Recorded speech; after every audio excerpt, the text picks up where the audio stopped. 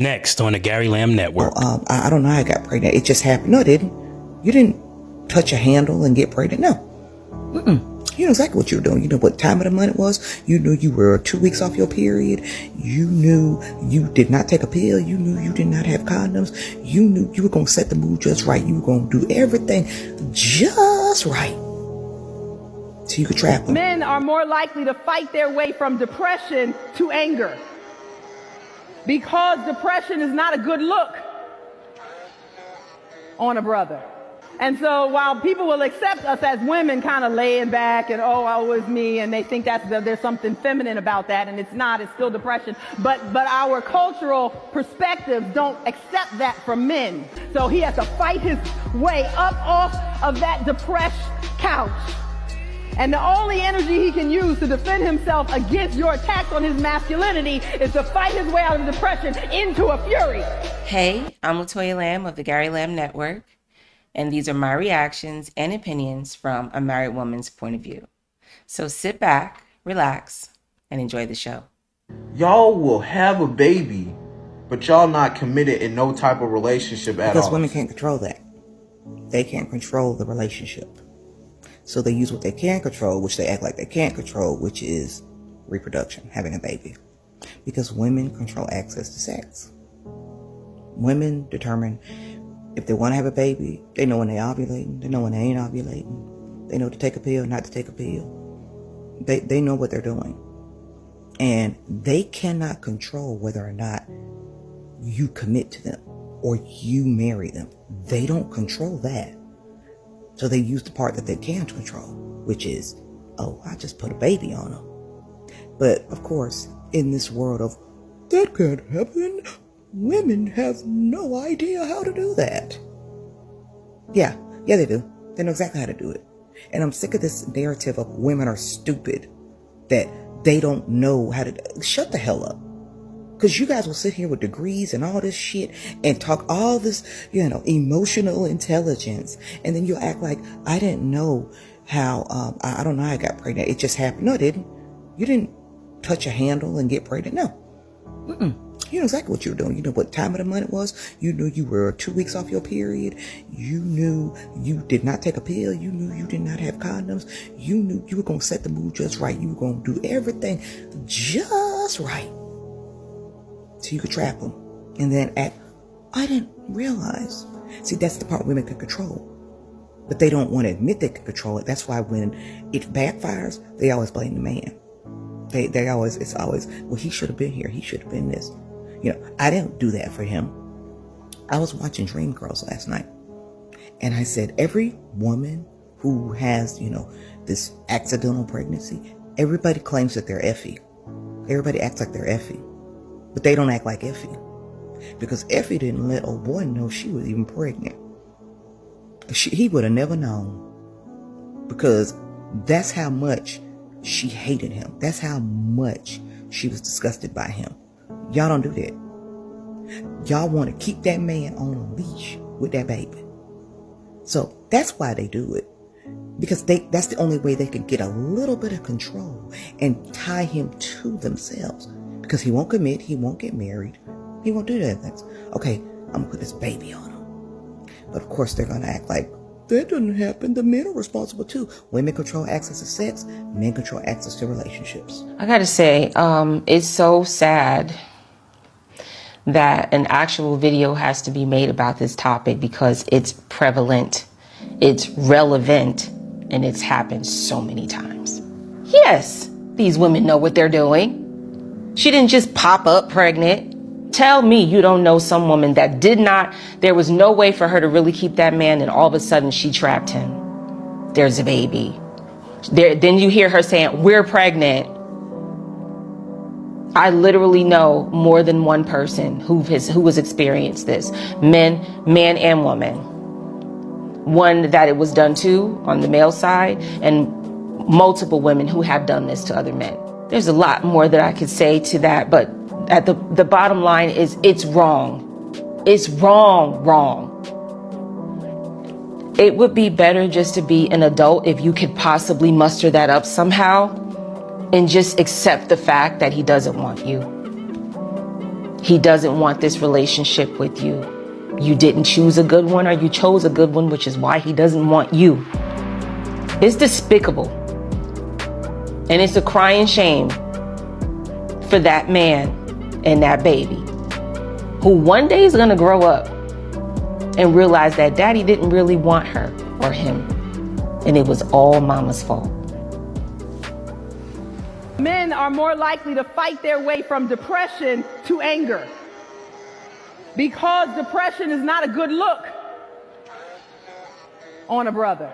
And so while people will accept us as women kind of laying back and, oh, woe is me, and they think there's something feminine about that, and it's not, it's still depression. But our cultural perspectives don't accept that from men. So depression can hide among women with social stereotypes about them being emotional, but it can't hide with men because it'll look weak. So he has to fight his way up off of that depressed couch. And the only energy he can use to defend himself against your attacks on his masculinity is to fight his way out of depression into a fury. And here we are, with our men dropping like flies, with life expectancies at the bottom levels in this country. Because anger is literally shredding their bodies and their immune systems and their productivity, which is also so related to how many men define themselves. So if anger is snatching both their productivity and their physical strength, God!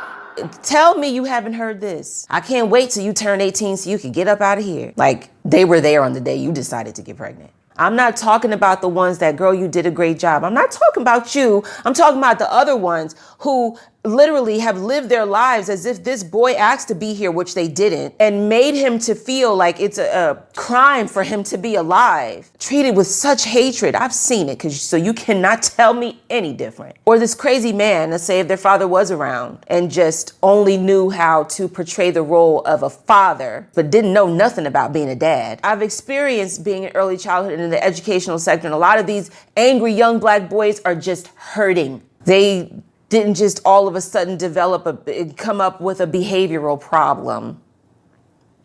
They had a parenting problem. And they've been told so much that it's being a sissy or being a girl and to man up, don't show their emotions, so they don't know what to do, because what tools did we give them? And they go in their, quote, man cave where they can let it all out and cry real tears and not feel ashamed for being a human being, because our first natural instinct as babies when we need help was to cry. That was our first language. I get emotional about this because I'm a mother of young black men. I'm a wife. I'm an aunt, a daughter, a granddaughter. You get my point? Who, for the most part, were not prepared for this country to make it past a certain age outside of the jail cell. Then it's like, all right, so, well, what's wrong with this man? Why is he so angry? What's your problem? When in reality, they were hurting.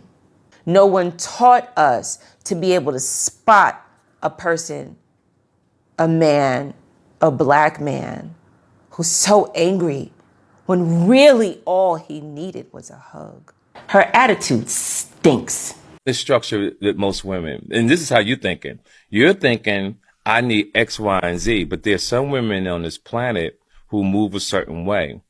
And when they need something, because if you got your stuff together, so how about you get your stuff together? Some women will say, baby, I need this, and it's done. Baby, you are my baby daddy. No. We made a mistake, right? Remember? There you go again with the energy and your toxic energy. I'm not toxic. And the way, let me finish. And your energy influences negativity. You don't stay calm. Listen to what I'm saying. Okay, go ahead. I'm giving you my point. When you do all that and the tone of your voice creates that type of energy. Okay, so what I'm saying to you is there's people on this planet that just totally move a different way. You're not child support. You're not a judge. Mm-hmm. All you can do is say what you would like for your life. You can't say what's good for somebody else's life because everybody moves There is not differently. One mother. Find me one mother in this world. I don't care what language they are, what country they're from. One mother that is okay with raising time-wise I'm listening. and financially their child, with the dad saying, yeah, I know 5 of them. Call them right now.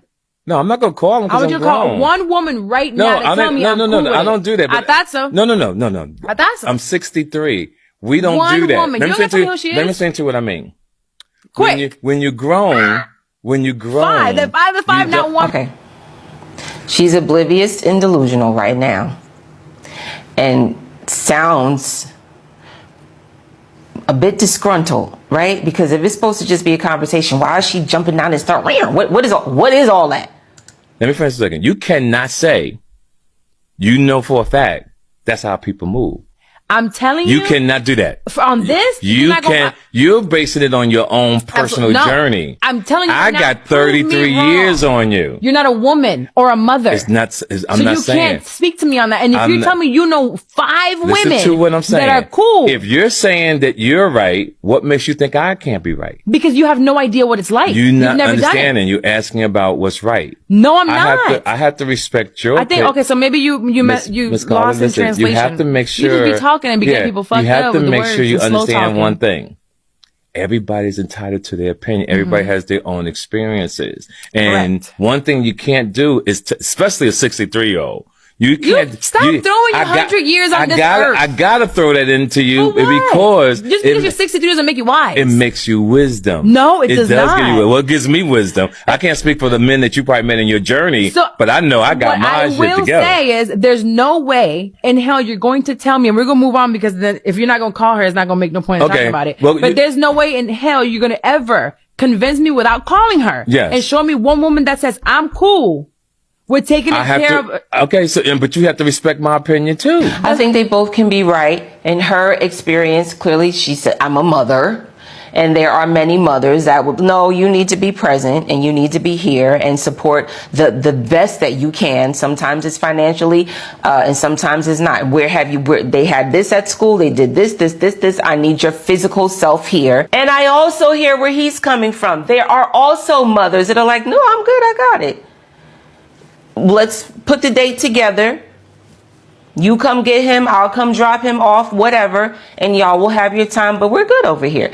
They're both right. Her attitude stinks. And she's talking about helping people, educate people. What she's educating is a lot of the reason why men don't want baby moms.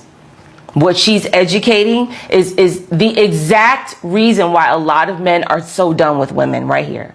Right here. Perfect example. I'm not saying that she's completely wrong. Her attitude is, though. What I can appreciate about Passport Bros is I think it's an effective flag being raised for Western women. The motivation for it is the fact that men are still expected to act very traditionally. They're expected to be very chivalrous. They're expected to be protectors. Maybe they're not expected to provide to the same extent now that women can essentially match them on income. But if that's what a man's duty to you is, to be chivalrous, it's very, very loosely defined what a woman's duty to a man is. It's very ambiguous. And that is why I think they go to places where they are actually taught from a young age how to treat a man. What is your duty to a man?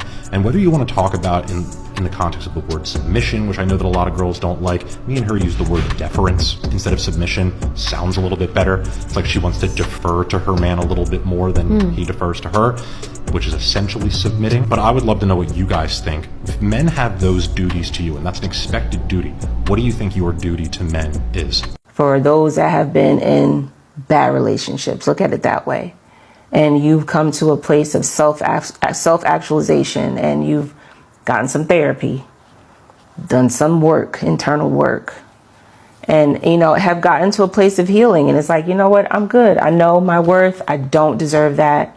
I will not stand for it. Nothing wrong with that. When you know your worth, right? So you know your worth. What's wrong with them knowing theirs?